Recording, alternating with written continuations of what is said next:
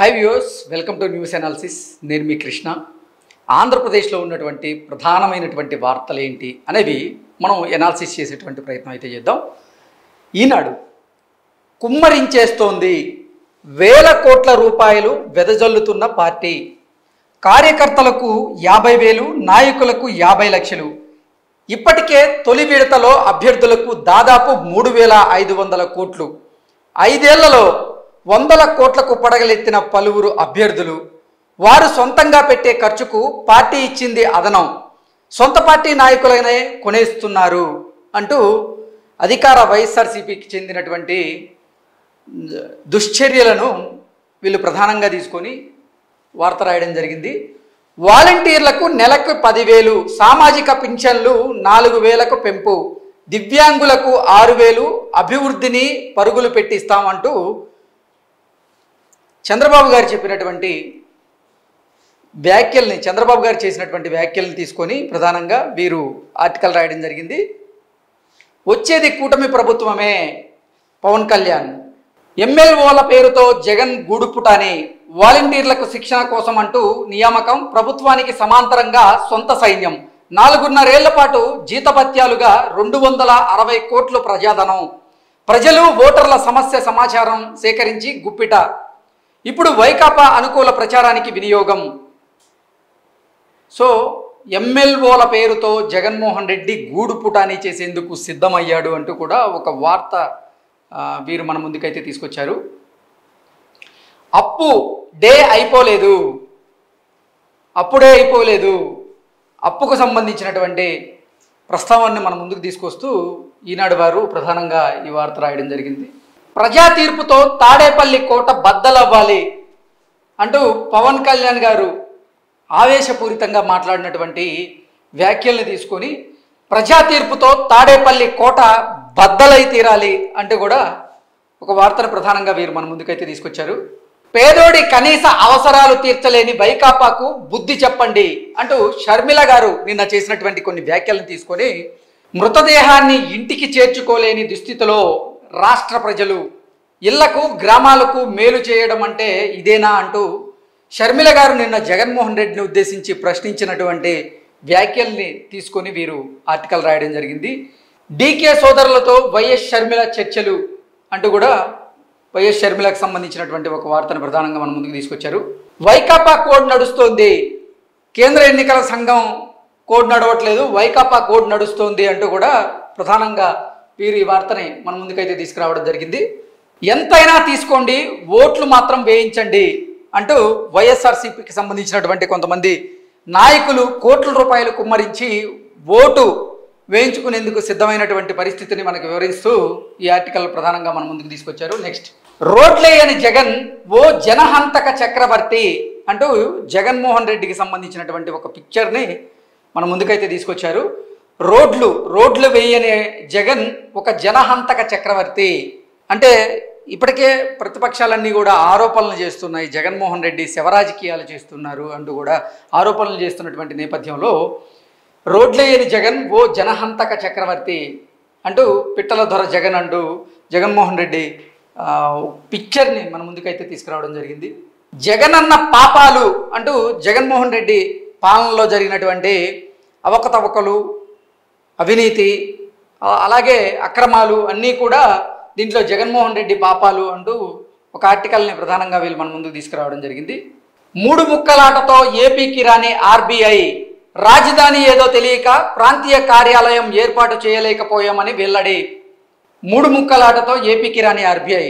So ఆంధ్రప్రదేశ్లో అసలు రాజధాని ఏది అంటే ఎవరూ చెప్పలేని పరిస్థితి నెలకొన్నటువంటి నేపథ్యంలో అసలు రాజధాని ఏదో తెలియక ప్రాంతీయ కార్యాలయం ఎక్కడ ఏర్పాటు చేయలేకపోయామని ఆర్బీఐ చెప్పినటువంటి వాటిని తీసుకొని ఒక ఆర్టికల్ అయితే ప్రధానంగా మన ముందుకు తీసుకొచ్చారు. తెలుగుదేశం పార్టీలో చేరిన వైకాపా ఎమ్మెల్సీ మహమ్మద్ ఇక్బాల్, జగన్మోహన్ రెడ్డి పరిపాలన నచ్చక, జగన్మోహన్ రెడ్డి వ్యవహార శైలి నచ్చక వైఎస్ఆర్సీపీ ఎమ్మెల్సీ మహమ్మద్ ఇక్బాల్ నిన్న తెలుగుదేశం పార్టీలో చేరారు. దాన్ని మన ముందుకైతే తీసుకొచ్చారు. జగనన్న రంజాన్ తోఫా ఏమైంది? మాకు రంజాన్ తోఫాలు ఇస్తా అన్నారు, రంజాన్ రానే వచ్చింది, జగనన్న రంజాన్ తోఫా ఎక్కడ అంటూ కూడా ఒక ఆర్టికల్ ప్రధానంగా వీళ్ళు మన ముందుకు తీసుకురావడం జరిగింది. నెక్స్ట్ ఏబిఎన్ ఆంధ్రజ్యోతిలో ఉన్నటువంటి ప్రధానమైన వార్తలు ఏంటనేది చూద్దాం. పొలిటికల్ వార్తలు.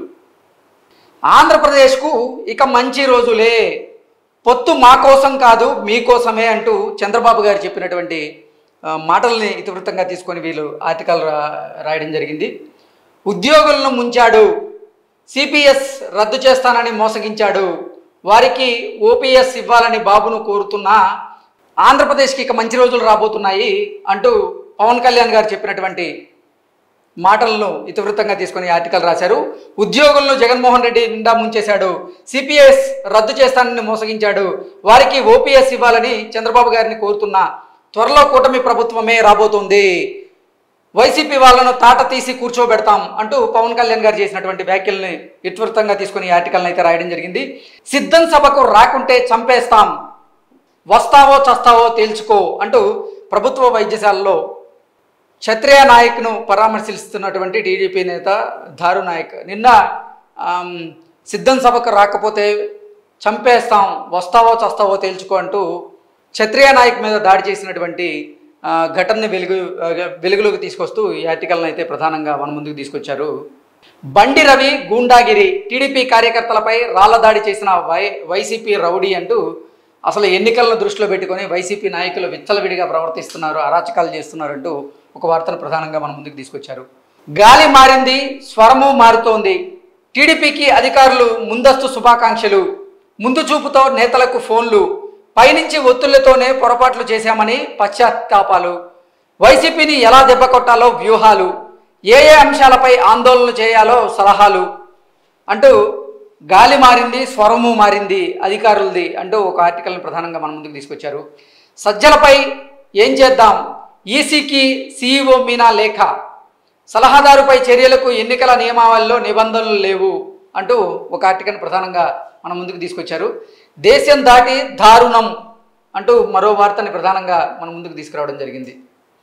రఘురామిరెడ్డి ధర్మారెడ్డిల సంగతి ఏంటి, వారిపై వచ్చిన ఫిర్యాదులు ఆరోపణలపై నివేదిక ఇవ్వండి అంటూ ప్రభుత్వానికి ఈసీ ఆదేశం జారీ చేసినట్లుగా ఒక వార్తను మనం చూస్తూ ఉన్నాం. మందులో రికార్డు, 5 ఏళ్లలో 1,24,312 కోట్ల రూపాయల విక్రయం, మద్య నిషేధం హామీ ఇచ్చిన జగన్ ఘనత, ఒక్క సంవత్సరంలోనే 30,000 కోట్ల రూపాయలు మద్యం మీద దండుకున్నారు అంటూ కూడా ఒక వార్తను ప్రధానంగా మన ముందుకైతే తీసుకొచ్చారు. ఢిల్లీ నుంచే ఆపరేషన్ గరుడ, విశాఖ డ్రగ్ కేసుపై చురుగ్గా సిబిఐ దర్యాప్తు, ఒక బృందాన్ని బ్రిజల్కి పంపి విచారణ అంటూ విశాఖలో వెలుగు చూసినటువంటి డ్రగ్స్ కలకలంకి సంబంధించినటువంటి విశాఖ డ్రగ్ మాఫియాకి సంబంధించినటువంటి ఒక వార్తను ప్రధానంగా వీళ్ళు మన ముందుకు తీసుకురావడం జరిగింది. వైవి సుబ్బారెడ్డి పిఏ కారులో 6 లక్షల పట్టివేత అంటూ వైవి సుబ్బారెడ్డికి సంబంధించినటువంటి ఒక వార్తను ప్రధానంగా మన ముందుకు తీసుకొచ్చారు. నెక్స్ట్, ఈవీఎంల ర్యాండమైజేషన్లో మార్గదర్శకాలు పాటించాలి అంటూ కలెక్టర్ వేణుగోపాల్ రెడ్డి అధికారులకి చేస్తున్నటువంటి దిశానిర్దేశాన్ని వీళ్ళు ఒక వార్తగా రాయడం జరిగింది. వైసీపీ అరాచక పాలన అంతం తప్పదు, వైసీపీ అరాచక పాలనకు అంతం తప్పదు అంటూ డేగల ప్రభాకర్ గారు మాట్లాడినటువంటి వ్యాఖ్యలను కూడా వీళ్ళు ప్రధానంగా మన ముందుకు తీసుకురావడం జరిగింది. నేడు ఈద్ ఉల్ ఫితరే, దానికి సంబంధించినటువంటి ఏర్పాట్లు చేస్తున్నారంటూ కూడా ఒక వార్తను ప్రధానంగా మన ముందుకు తీసుకొచ్చారు. నెక్స్ట్, సాక్షి పేపర్ చూద్దాం. ఇది మా ప్రోగ్రెస్ రిపోర్ట్, 2.31 లక్షల ఉద్యోగాలు, ఎంఎస్ఎంఈలకు ప్రోత్సాహం, పిడుగురాళ్ల సభలో ముఖ్యమంత్రి వైఎస్ జగన్ అంటూ ఇది మా ప్రోగ్రెస్ రిపోర్టు, మొత్తం 2,31,000 ఉద్యోగాలు ఇచ్చాము, ఎంఎస్ఎంఈలకు కూడా మేము ప్రోత్సాహం ఇచ్చామంటూ జగన్మోహన్ రెడ్డి నిన్న పిడుగురాళ్ల సభలో మాట్లాడిన దాన్ని ప్రధానంగా తీసుకొని వీళ్ళు ఆర్టికల్ రాయడం జరిగింది.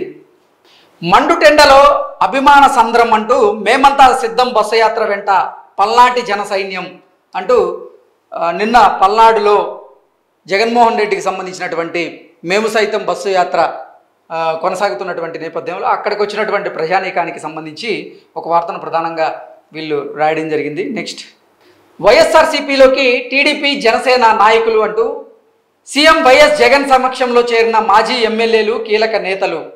రాయచోటి నుంచి టీడీపీ మాజీ ఎమ్మెల్యే రమేష్ కుమార్ రెడ్డి నిన్న వైఎస్ఆర్సీపీలో చేరారు.